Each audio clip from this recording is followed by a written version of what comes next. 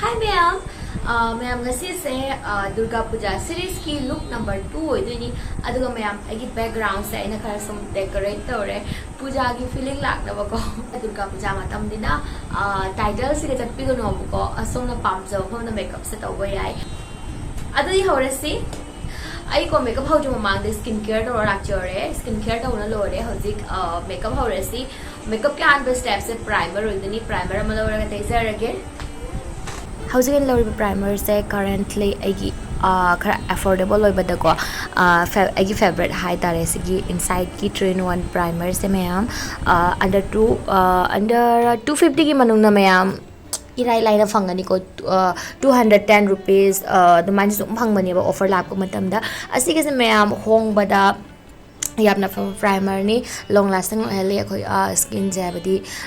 table oraga pura ma se matte toraga khoi smooth oi than to doi thali khoi foundation thara pa khol pa da nungai ba ko me blend to khot pa nungai adugi matung da me pisu mo yak jore pisu mek lor matung da concealer ma lore ga pisu ni matai matai se phajna sengdok jore Sumai sengdok pa sanay ko gi pisum seng matam da na taw na ui aduga akoy na pisum yak matam da soidok hi ba yaudra ne adugi do akoy na concealer na droga foundation adugi mateng na kak na pisum de sem biba yai ba ko mayam aduga mayam ay na hoji tawri step se kay gumba dagduk leiba tarali tawbiro aduga dagduk amta leitaba tarali se step se tawbagi darkar ta de primer tayro aduga direct foundation lawraga sum tayba yare aigi na diko is dagduk taban leibani na cancel tawjare foundation ki damakta again inside ki HD foundation asigi se am high coverage foundation ni inside ki kaino sing se poche hin ko yam na tang de ba affordable oi ko ado hong ya na fatta ba duni na te ko am sigi se ko gi foundation ki ma stay se ko gi pung ahum mari bodi ko pura tension free oraga khona taiba yai ko mayam puja manung puja mayam kyam kuina koiduna ko yamada pung mari manga ma hai ko mayam adu mari manga du yam le ko ado long lasting sum oigani puja da sum sisna ba yagani kai gumba ahong bada affordable da papa foundation pamba targa di inside ki HD foundation je sigi try to yai Maybelline Fit Me ki foundation adu try to yai Mars ki try to yai ma'am aina video da dum use to basing de loina affordable ngakta oibani ba ko aduga first dum pa ba ko agi shade number na LNP15 sigi se agi pura agi skin tone se exactly match oya ba ko ma'am hauzik lori ba se inside ki cream blush lorani loraga blush amuk tharani aduga beauty blenders na fazana blend tok charani mayam aswain thabasna kai to have the ko skin se eng matam da yam smooth oi thaba ko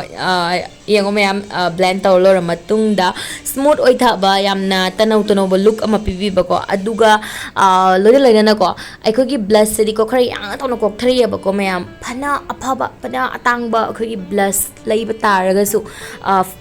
khwai dagi yang to no ma se ko thage ba ko adu na aikoina kai gumba liquid cream asigumba layer makha thabira ma taragadi aikoi gi blush to ko mana kersum long lasting oi hele housing mayam gatore set to loi jakre housing make eye makeup lai eye makeup ki damak ai ngasi set to ribes ko gi purple color ne ba ko aduna pink thamge to ni mayam pink and purple sigri phajei dina ko mayam aduna aikoina purple type ba yai ba loina matching haidi amna matching orga su phajade dina haidi yengo tamna loi chap mana ba do mayam khajik tang ga to idina ko hoi matching pura pamba taragadi purple eye se sum to ba yai agi wadi ko khajik tang ai smaina pink se thamage ba ko aduga ngasiki eyeshadow style hello eyeshadow style ko weba mayam hello akogi phone gi kaino do mayam hello gi type da ko gi kai haini inner corner amadi outer corner asda ko aikoina matte shade taigani aduga mayai da ahangwa matek se mayam asidana aikoina shimmer shade hapkani abako mayam sumeng biro ahan bada outer amadi inner rom daina color se thamme ko ahan bada color se thamme mayam aduga ai fajan tawna blend tawre hojikna pink color ma lawra ko translucent color se si man taman taija khare aduga hojik aina lori base copper aikogi aduma color ni gold copper my type ni ma'am videos to me ngo maram di ko asi color se agi indori fi do adugi magi keno duga haidi border duga ko yaweबको अदुना सिगिसेना हापे अदुगा eyeshadow से young मतम नानबको अखोगी transition खुतेगिबा colour दो ma'am यंगो अखोगी crease line जे सिदा फजन तने खले blend तौबिरमगनी ma'am स्वाइस दा फजन नान लेरगदी eyeshadow से young मतमदा यामना I look से नाना तौना उयेबको अदुगा हौजिक shimmer हापकिबदो अदुगिदो मागे कॉर्नर कॉर्नर दो अखोइना मेट शेड तो लौरनी लौरगा करें तौबिरमगनी अब अखोगी शिमर दोगा मेट तो को फजन तौरा स्मस तो बहाई तारे मैम करें तौबिरमगनी मर्ज तौबिरमगनी अब को तोंगाना चोंथोकना उदनबको सुमियंगो मैम वीडियोस दा अदुगा अमुका सो हन्ना क्लीन ब्रश नि कोइन लौरी बसे क्लीन ब्रश अमा लौरा अमुका सो हन्ना ब्लेंड तौजरे मैम ब्लेंड फजना तौरिंगै गी अखोगी आई मेकअप से नान दुइनी फजदोनी मैम मैम आइना को हंजिन हंजिन सुम येंगोबो मैम सुम येंगागा सुम खंगी पुनेबा कलर से कदाइदा हार्स ओइरिबा खोलिबा ना को अदुगिदो कईगुम हार्स लेबा तारदी सुम ब्लेंड तौबियोबको नानड्री फावो मैम असिगिसे मैम वीडियो इबगी आइना सुम मत्ते खतंग सुम उच्चबई वारिनेबको आइना को ऑफ कैमरा दा को ब्लेंड तौबदा मतम यामना चंगहली पोनी मैम अदुना मतम यामना चंगहनबियो हजि तौरिबसने मैम येंगो ब्लेंड सुम ब्लेंड आइखना हजिन तौबनिना आइखोगी कलर दो खरा कै तौरियाबको कहीं तौबदो खरा कई हाइनी मक्थरक भाइद्रे मैम अदुगिदो अमुकसो हन्ना को अखोगी कलर दो लौरगा अमुकसो हन्ना तैबिरमे अदुगा फजना ब्लेंड तौबिरमे मैम येंगो अदुगा मैम हजिक मिट मखादा अमुक तौरेसी मिट मखादो सेम अखोगी पिंक कलर दो को पिंक कलर दो लौरनी लौरगा अहानबगी मसमाइना को अखोगी मिट की कॉर्नर से खजितंग डार्क थंबिरमगा को अदुगा मिट मखागी लोई थुंगनबा को फजन तवन तैबिरमनी हजिक कॉपर कलर की अखोगी शिमर शेड तो को अदुगिदो लौरनी लौरगा येंगो मैम इनर थर्ड पोर्शन बो सुमाइन तवना तैबिरमगनी अदुगा मैम फजन तवना ब्लेंड तौबिरमगनी हौजिक मैम आईलाइनर येकनी आईलाइनर खुयेक्सु मैम अखोगी eyeshadow की मतुंग इन्ना को खरा सुम तोंगाले हाई तारे ngasi eyeshadow खुथा से को हेलो आई मेकअप से सिदा को अखोगी आईलाइनर से कैट आई विंग लाइनर असिगुंबा येक्तबिदा अखोइना को नॉर्मल सुम लाइनर येक्ट्रने अखोगी स्टार्टिंग दगी हौरगा मिड की एंडिंग दो अदुबो सुम एंड बो को सुम लोसनगनी अब सिना कई तो हाबदा अखोगी हेलो आई मेकअप से मैम कर तो याबको अखोगी मिड से माना राउंड तासना ओहलेबको अदुना सुमाइना चिंखत खुकत पि अमा कयम तौरय अखोगी eyeshadow थाबगी मवोंग अदगी आईलाइनर खुयेक्सना को अखोगी मिड की शेप से खरा सुम ओनहोन बयाय हाई तारे मैम हजिक हाइलाइटर में लौरे अदुगा inner corner brow bone highlight औगदब जगह सिंग पुनमक्ता हाइलाइटर अमुक तौबिरनी अदुगा मैम हाइहौद्रेको मैम आई कंट्रोल तौग्रेको अगी मागी शेप की मतुंगिना इना कंट्रोल तौजगरे कईगुंबा मागी शेप की मतुंगिना कंट्रोल कर माइना तौनी हाइबा खंगनिबा तारगदि को अगी चैनल असिदा ऑलरेडी फेस शेप की मतुंगिना करमना कंट्रोल तौगनी हाइना वीडियो लेबनी को अदुगिदो यंगबिरो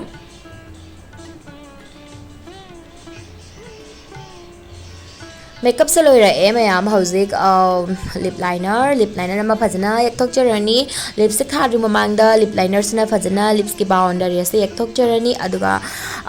लिपस्टिक अमुक थारनी अहानबदा लोरी सिगी से कजितंग पीची न्यूड कलर नि अबको असिदको आइना मैम आइगी सेट लिबा ड्रेस अमदी आइगी आई मेकअप से कजितंग पिंक पर्पल अदमाइन ओइदना को अदुना हौजिकी पीच से थमगसु याइको फजनी अदोरगसु कजितंग आइना पिंक की टिंट अमा पिनिंगबगी को कजितंग पिंक कलर की लिपस्टिक से कजितंग मिक्स तौसलेबको अदो सिनम हेना फजबा हेले अदुगा लिप ग्लॉस ऐड तौसले लोइसलकपदा सेटिंग स्प्रे अमा लौरा फजना चाइरे अदुगा फॉल्स आईलैश नबसले मैम येंगो को इन हौजिक पूजा मनुंग ने आइना दुर्गा पूजा मेकअप हाइन थमजबनी को सोमना पामजाब फमना मेकअप से तौबा याय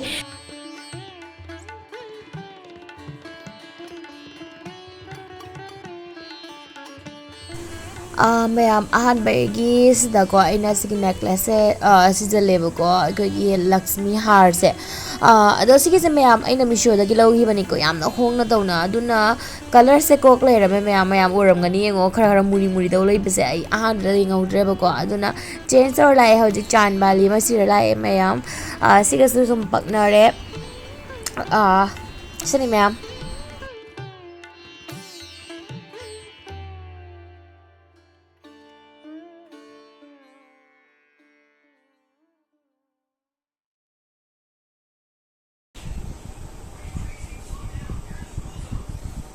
So mayam sini ngasi agi final look ngasi ki makeup se mayam sung so na try to ko yam phajagani dress ki chatpi ko nuwa ko so na pam jaba dress ka sum makeup se try to view so mayam ngasi agi makeup se so ituma ki pamam gan hai na khanje kai ko pam ba ta ara gadi video se bu like to biramo aduga channel se danu ko check break ko na subscribe to san biramo video shi bu share do ko ngasi ki mayam matang sida video se sumna se jorage mathagi video da munarasi bye